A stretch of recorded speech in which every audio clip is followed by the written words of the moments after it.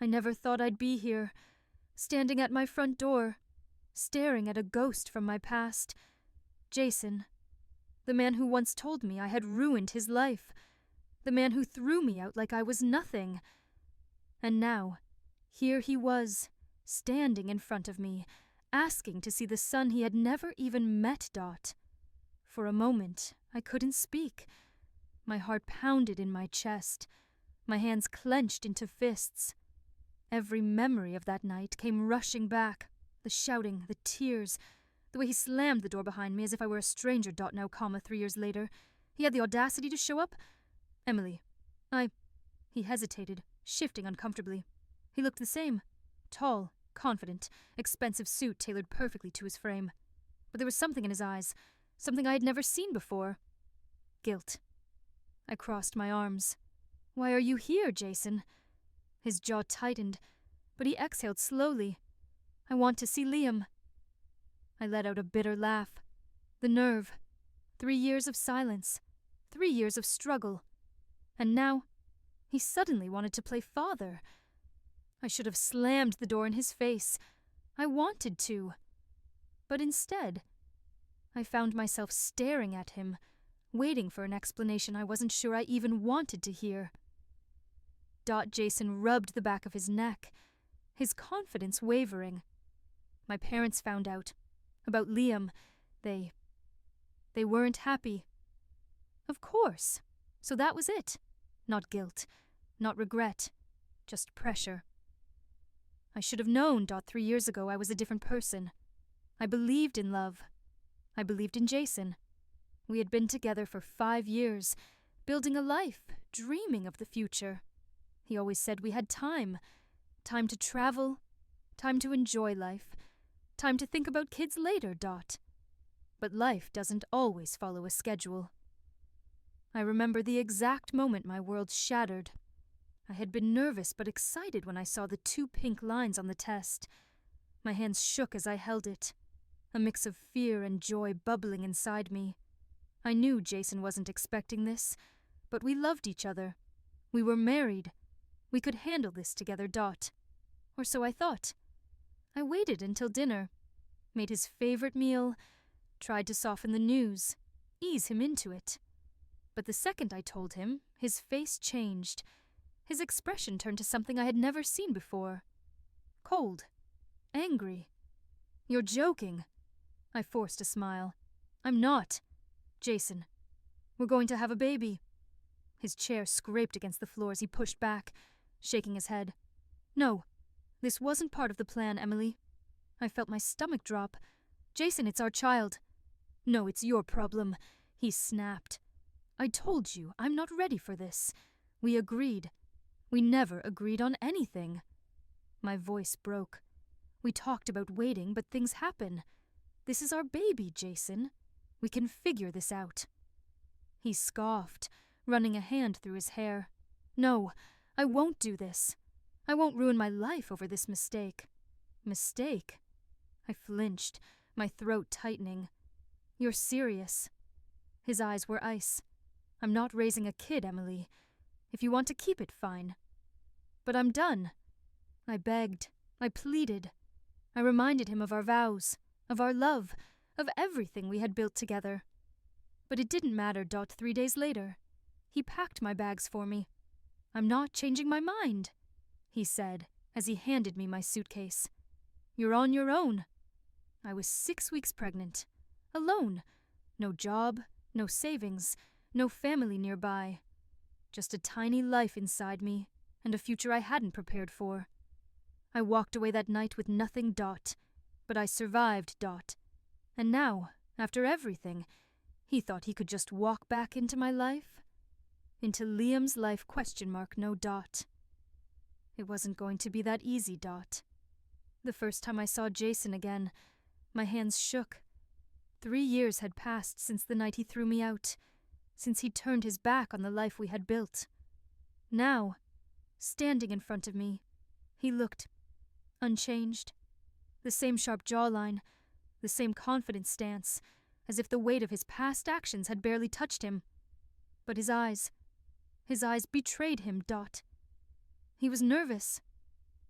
I folded my arms over my chest, blocking the entrance to my tiny apartment.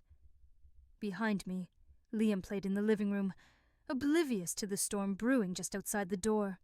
"You shouldn't be here," I said, my voice steadier than I expected. Jason swallowed hard. "Emily, please. I just want to talk."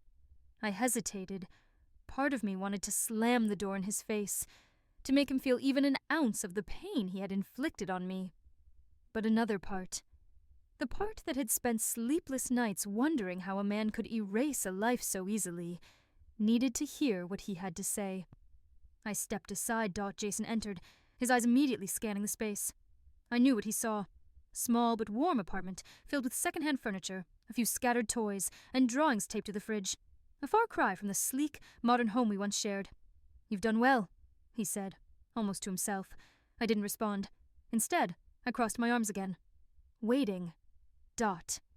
He finally turned to me. "I made a mistake, Emily." I let out a sharp laugh. "A mistake? Jason, a mistake is forgetting an anniversary. A mistake is saying the wrong thing in an argument. I exhaled sharply. "You abandoned us. That's not a mistake. That's a choice." He ran a hand through his hair, clearly struggling. I was scared. So was I. My voice rose before I could stop it. I was terrified, Jason, but I didn't have the luxury of running away. I didn't get to just decide that the problem no longer existed. Silence. Behind us, Liam giggled at something on the TV, his little voice cutting through the tension like a knife. Jason flinched. "Does he know about me?" he asked. I hesitated. "No. He's 3, Jason. He's happy. He doesn't know what it means to be abandoned." Jason's face twisted, but I didn't feel sorry for him. He had made his bed. "Emily, I want to be in his life." I stared at him, my heart pounding. "Why now?" He exhaled, rubbing his temples. "My parents found out. He hesitated. "They were furious when they realized I'd kept him a secret. They told me I needed to make things right." I scoffed. "So you're only here because they forced you?" He shook his head quickly. "No." Seeing their reaction, it made me realize how much I had lost, how much I had ruined. "I don't expect you to believe me, but I swear I want to fix this." I let his words hang in the air. If he had come to me 3 years ago, begging for forgiveness, maybe I would have been weak enough to give it to him. But now, I was someone else. "You don't get to just show up and be a father, Jason," I said, my voice cold. "You have to earn that right. And I don't trust you." His jaw clenched. "What do I have to do?" I looked at him for a long time. "Prove to me that you won't run again."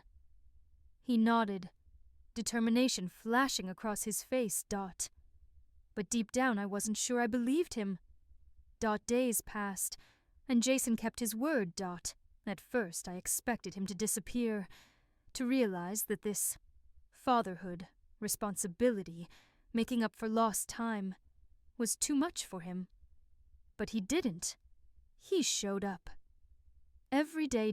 He started small, calling to ask how Liam was doing, dropping off groceries even when I insisted I didn't need his help, offering to take Liam to the park, not alone, of course. I wasn't ready for that. Instead, I sat on a nearby bench, watching as Jason awkwardly tried to push Liam on the swings.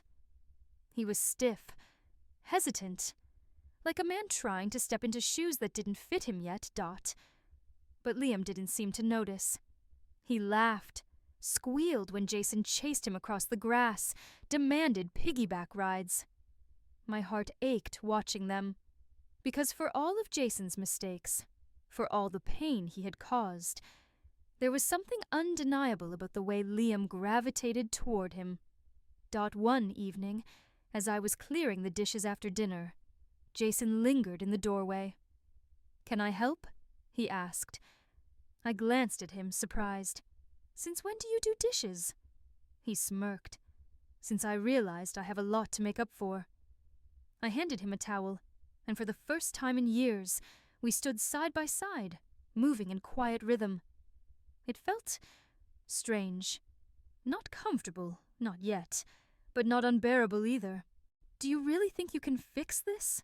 I asked suddenly, my voice barely above a whisper. Jason set down a plate, turning to face me. "I don't know," he admitted, "but I have to try." I searched his face for dishonesty, for hesitation. I found neither. Maybe, just maybe. People could change. Jason's presence in Liam's life became a routine, something I never expected, but couldn't deny was happening. He showed up with small gestures, slowly chipping away at the walls I had built around myself. It wasn't that I forgave him. Not yet. Maybe not ever.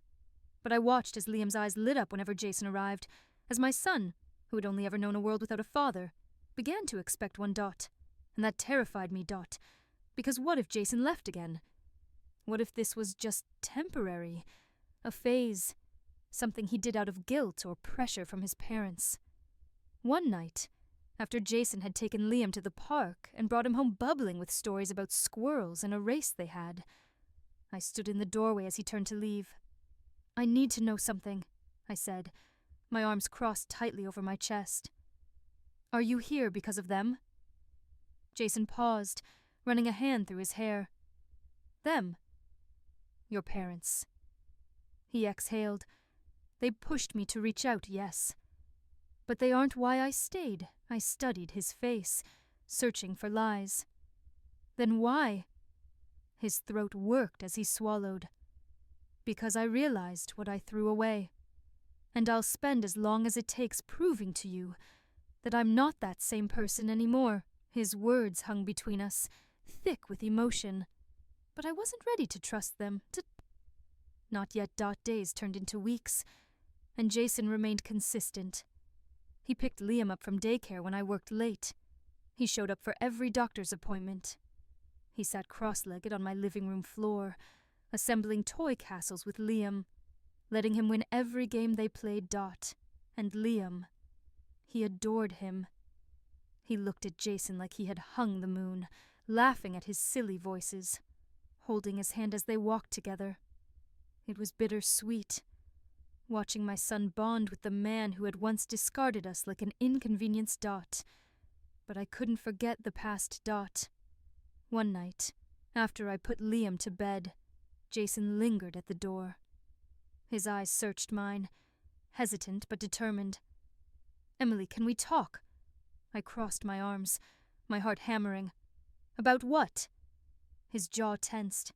"About everything. About us. About what I did. About whether I have any chance at earning your forgiveness." I laughed, but it was hollow, bitter. "You don't get to just ask for that, Jason. Do you have any idea what you put me through?" He stepped closer, his voice quieter. "I do. And I hate myself for it. I was selfish, a coward, and I will regret it for the rest of my life. But I swear to you, I'm not that man anymore." I wanted to believe him. God, a part of me even did. But trust wasn't something you could patch up with a few apologies and good behavior. You want to be in Liam's life? Fine. But you don't get to rewrite history. My voice was steady, even as emotions burned in my chest. You left me with nothing, Jason. I was terrified, alone and pregnant, and you didn't care. He closed his eyes for a moment, inhaling sharply. When he opened them again, there was nothing but raw pain in his gaze. "I know," he whispered, "and I will never be able to take that back. But I swear, Emily, I will spend the rest of my life making sure Liam never feels abandoned. And if you ever need help, you won't have to do this alone anymore. Alone, Dot. For 3 years, that was my reality. No one to turn to when I was exhausted, when I felt like I was failing. No one to hold my hand when I cried myself to sleep after Liam's first fever, terrified I was doing something wrong, Dot. And now, Jason wanted to take a seat at a table I had built from the ground up. I shook my head. You don't get to come back and pretend you're some hero. Liam isn't your redemption arc. He's a person, and you don't just get to claim him now that it's convenient for you. Jason flinched like I had slapped him. For a long moment he was silent. Then he nodded. You're right. I frowned. That was not the response I expected. You don't have to believe me, he continued, his voice tight with emotion. But I will be here, no matter how long it takes. Not for me, not for my guilt, but for him. And then he left. I stood there for a long time, staring at the door, my chest aching with something I couldn't quite name. Days passed, then weeks. Jason didn't push. He didn't beg. He simply showed up. Every Friday. He picked Liam up from daycare. Every Saturday morning he took him to the park. Every time Liam fell or scraped his knee, Jason was there with a Band-Aid and a soft voice, soothing him. And despite everything in me that screamed to keep my walls up, to shield myself from the man who had once left me shattered, I couldn't deny the way Liam's eyes lit up when Jason walked through the door. I couldn't deny the way my son had never looked at another man the way he looked at his father. One night, as I tucked Liam into bed, he blinked up at me sleepily and whispered, Mommy, do you think Daddy loves me? The words felt like a hand squeezing my throat. Of course, baby, I murmured, brushing a curl from his forehead. His tiny fingers curled around mine. Then why did he go away before? My breath caught. How do you explain abandonment to a child who still believes in magic? How do you tell him that his father left because he was scared, because he was selfish, without making him feel like it was his fault? I swallowed the lump in my throat and forced a smile. Sometimes grown-ups make really bad choices, but that doesn't mean they don't love you. It just means they have to work really hard to fix things. Liam considered this for a moment, then nodded. Okay, he said simply. Like that answer was enough. But for me, it wasn't.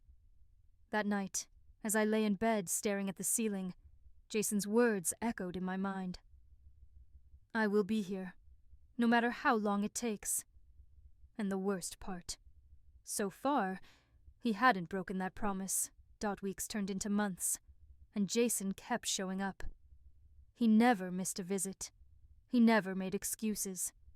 He learned how Liam liked his sandwiches cut into triangles, how he loved dinosaurs and always wanted to be the T-Rex in their little games. He remembered which stuffed animal Liam needed to sleep, and which bedtime story he asked for on repeat. And little by little, my son's walls came down. Mine, however, stayed firmly in place. I watched from the sidelines, studying every move Jason made, waiting for the moment he'd slip, for the moment he'd prove that this was temporary, that when things got too hard, he'd run again. But he didn't. One evening, after Liam had fallen asleep, Jason lingered by the door, shifting on his feet. Can we talk? I crossed my arms, keeping my voice neutral. About what? His eyes softened, but there was something hesitant in them. I know I don't deserve your trust, and I'm not asking for forgiveness. But I want you to know, I regret everything, every single day. I exhaled slowly, forcing down the bitterness that always threatened to rise when I remembered those first days, when I was alone and terrified, when I had nowhere to go. Regret doesn't change the past, I said. His jaw tensed. I know. We stood there in silence, the weight of everything unspoken hanging between us. Then, finally, he said, I know I can never fix what I did to you, Emily, but I can be here, for Liam, for as long as he'll let me.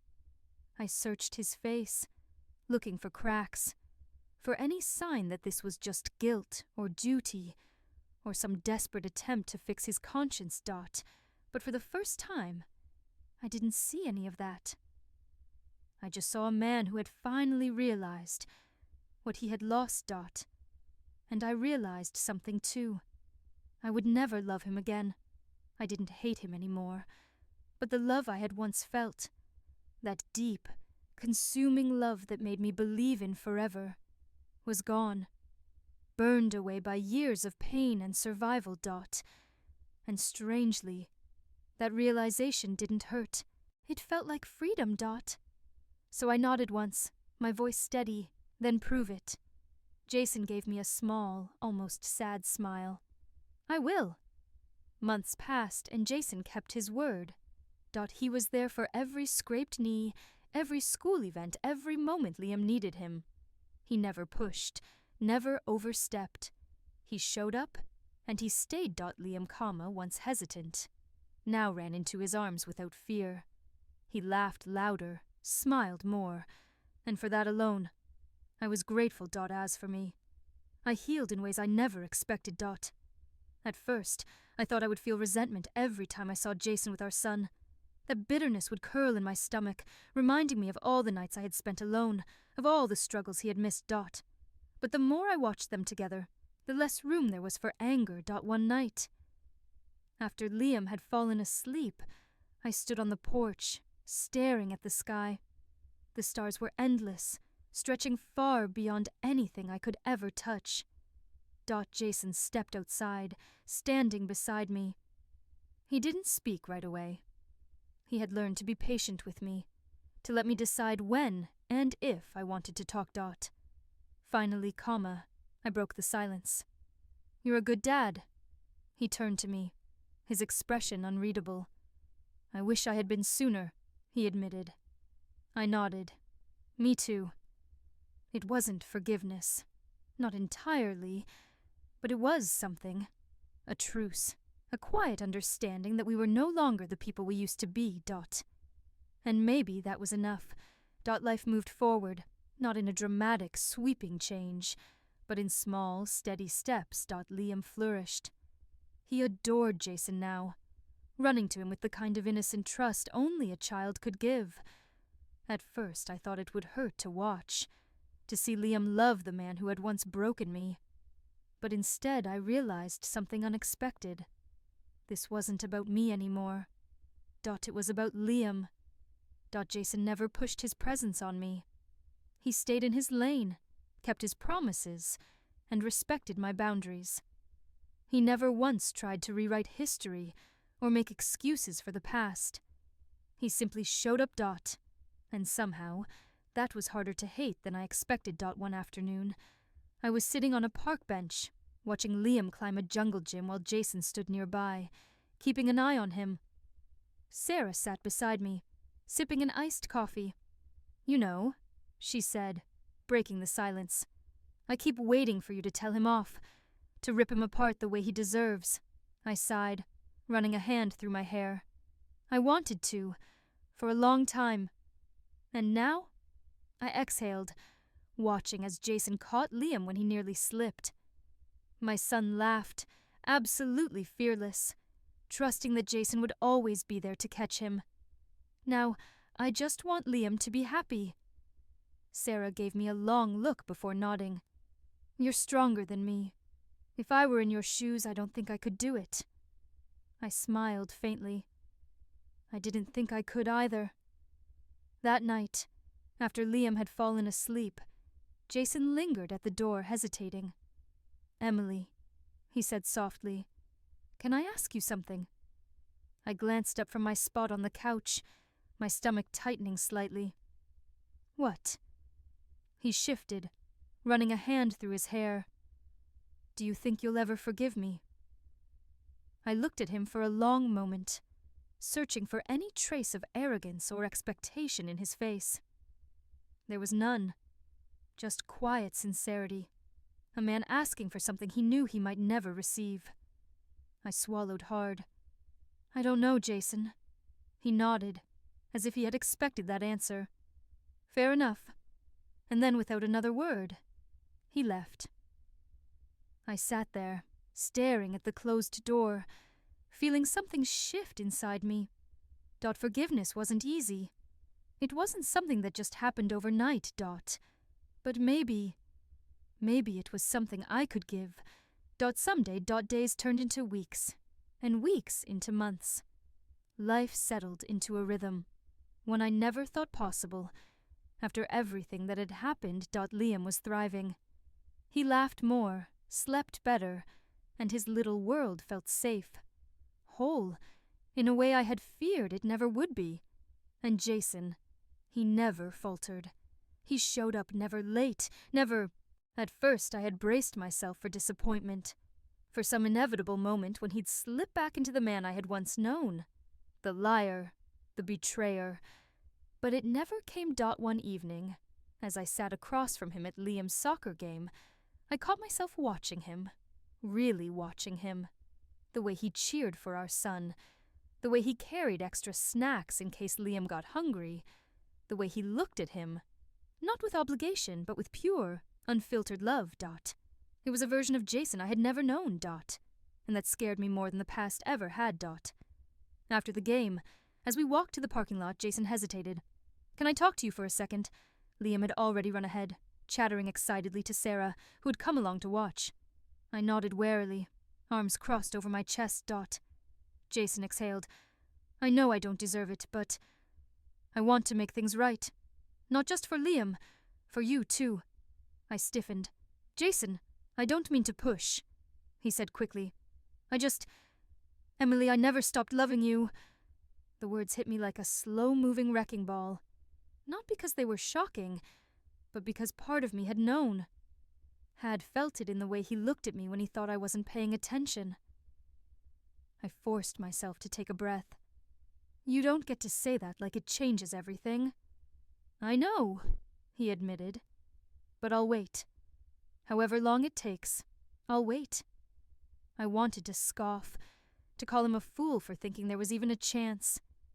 But instead I found myself staring at him, at the man he was now. Not the man who had shattered me, but the man who had spent every single day since trying to put the pieces back together. I wasn't ready. But for the first time, I wondered if maybe, someday, I could be. The weeks that followed felt like a strange limbo. Jason continued to show up. He never missed a single moment with Liam, and his efforts to earn back my trust were as quiet and patient as they were persistent. But with every passing day, I felt myself caught in a constant tug-of-war inside. I had spent so long building up my walls, learning to live without him. And now he was here again, gently knocking at the door I had so carefully shut. But did I want to let him in? I wasn't sure. The memories of him kicking me out of our home, telling me that I had ruined everything with the pregnancy, still cut deep. How could I just forget that? How could I let him back into my life, into my heart, after everything he had done?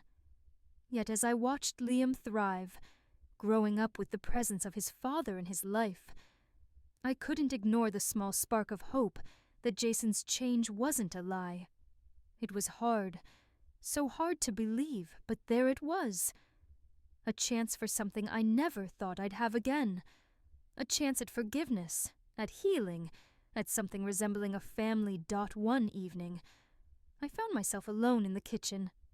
The soft hum of the refrigerator, the only sound breaking the silence. I had just finished preparing dinner when I heard the familiar sound of Jason's truck pulling into the driveway. It wasn't late, but somehow I felt this strange weight of anticipation. I couldn't tell if it was dread or something else entirely. When he stepped through the door, it wasn't anything grand. He didn't make some dramatic speech or try to win me over with empty promises. He simply greeted me with a nod, a gentle smile that was unspoken, yet filled with sincerity. "Liam's in bed already?" he asked, his voice low, the weight of the day still lingering in his tone. I nodded. "Yeah, he had a long day. Soccer practice wore him out." Jason gave a small chuckle. "Good. The kid needs his rest." He paused, glancing around the kitchen as if he were unsure of what to say next. His gaze landed on me, and I felt that familiar tightness in my chest. "Can we talk?" His voice was careful, soft, almost like he was afraid I might shut him out at any moment. I gestured for him to sit at the kitchen table, my hands suddenly feeling cold. I didn't know what I wanted from this conversation. Closure, maybe, or just some understanding of where we stood after all this time. Jason took a deep breath before speaking, his words coming slowly. "I never expected this. Never imagined that I'd be here, in this house, years later, asking for a second chance. Asking for you to even look at me like I matter." I stayed silent, my gaze focused on the edge of the table as I struggled to form a response. "I've done so many things wrong," he continued, "and I've spent years regretting it. But I want to fix things, Emily. For you. For Liam. For us. I don't know if it's possible, but I'm willing to try. And if you never forgive me, I'll accept that. But I won't stop trying to be the father Liam deserves, and the man you need me to be." His words, so raw and honest, stirred something inside me that I hadn't expected. It was like a floodgate had opened in my chest, a rush of old emotions that I had long buried under layers of hurt and anger. I remembered the man I once loved, the man who had held me when I was scared, who had whispered dreams of our future together, But that man had shattered me once. Could I trust him not to do it again? I looked up at him, my throat tight, and finally spoke, my voice barely above a whisper. "Why now, Jason? After all this time, why now?" He hesitated, eyes softening as he met my gaze. "Because I've been a coward. I thought I could run away from my responsibilities. From you. From everything that scared me. But now, I see what I lost. I see who I hurt. And I can't live with that anymore. I don't want to be that person. Not anymore." For a long moment I didn't respond. I simply stared at him, my heart pounding in my chest. Was this really happening? Was this the moment I had been waiting for all these years? The moment that could change everything? And yet, it wasn't so simple. Nothing about this situation could ever be simple. "I don't know what to do with all this," I finally said, my voice breaking slightly. "I've built a life without you, Jason. A life I'm proud of. A life I never thought I'd have to make alone. But here I am. I'm not sure I'm ready to open up to you again." "I don't know if I can." Jason nodded, his eyes filled with understanding. "I know. I don't expect you to.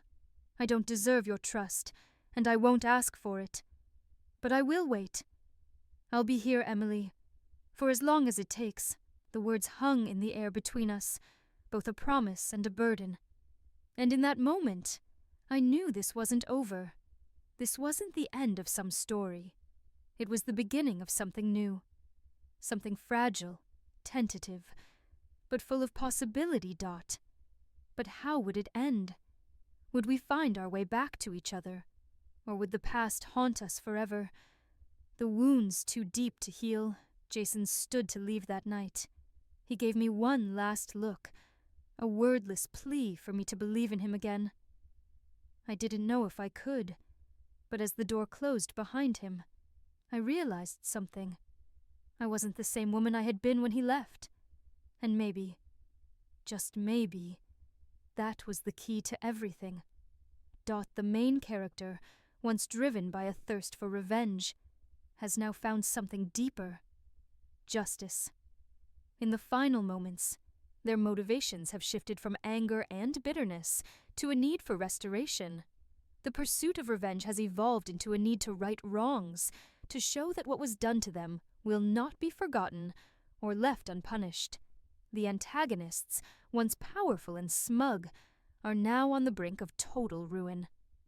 The once untouchable figures in society, rich, respected, and feared, have lost everything. Their empire crumbles, their names tarnished beyond repair, and their lives are in disarray. The main character isn't alone in this moment.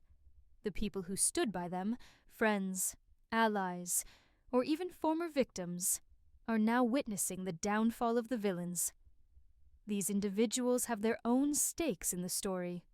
They were wronged, betrayed, or silenced, but now they see the triumph of justice, and it's shared among them.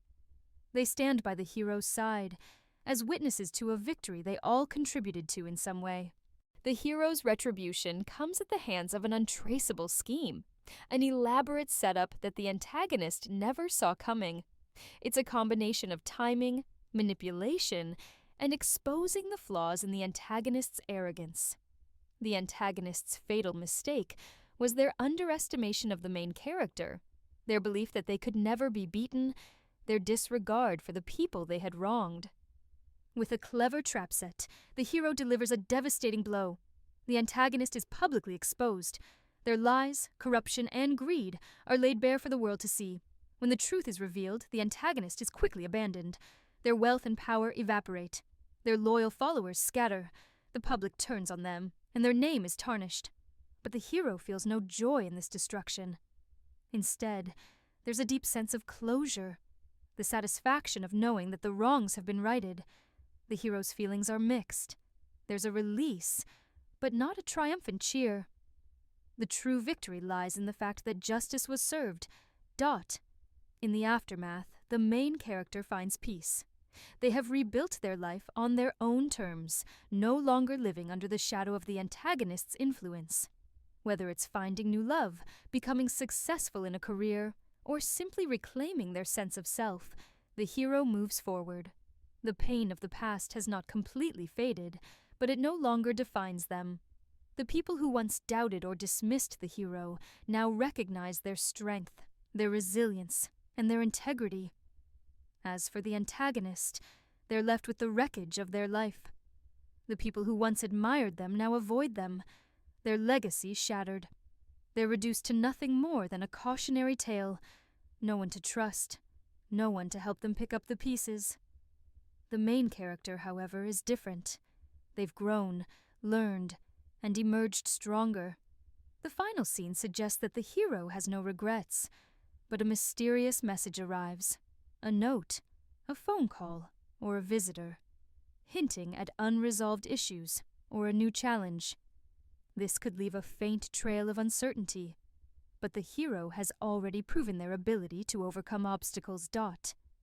The antagonist, now defeated, tries to crawl back into the hero's life, either asking for forgiveness or offering some sort of desperate plea for reconciliation.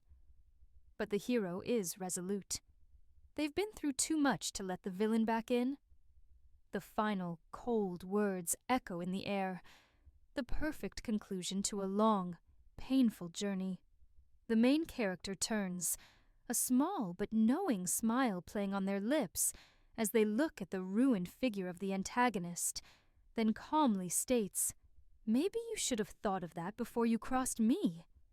As the antagonist is left to face their own destruction, the hero walks away, leaving behind the ashes of their old life and stepping into a future free of the shadows of the past.